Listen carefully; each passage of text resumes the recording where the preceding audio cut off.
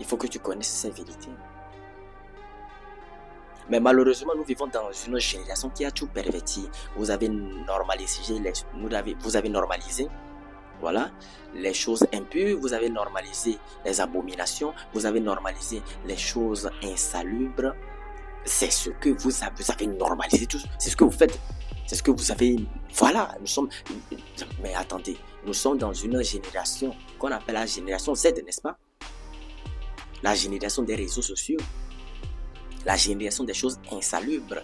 La génération où les gens ne cherchent plus la source de la connaissance, où les gens ne cherchent plus la source du savoir, où les gens deviennent de plus en plus médiocres, où les gens rétrogradent, où les gens régressent dans le travail, où les gens ne cherchent plus l'excellence, ne cherchent plus à travailler, mais préfèrent se cramponner au conformisme, à la conformité,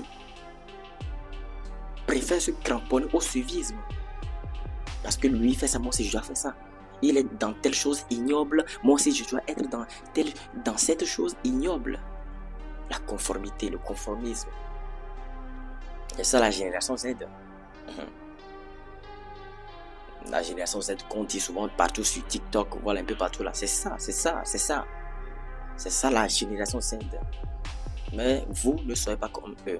Ceux qui me suivent sur cette chaîne, vous savez, ne soyez pas comme eux. Il n'y a aucun bénéfice, aucun profit à être comme eux. Il n'y a aucun bénéfice, aucun profit à avoir le manque d'intelligence, le manque de sagesse, le manque de discernement. Et le manque d'une réflexion profonde.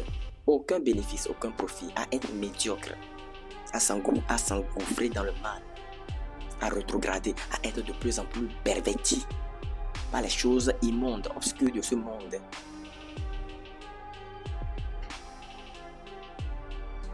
Il n'y a aucun bénéfice à posséder le rachitisme de l'esprit, disait Jim Rohn. Notez cette phrase clé. Vous devez noter cette phrase clé. Vous devez noter cette phrase clé. Le rachitisme de l'esprit. Car Jim Rohn disait que certaines personnes lisent si peu en telle enseigne qu'ils ont le rachitisme de l'esprit.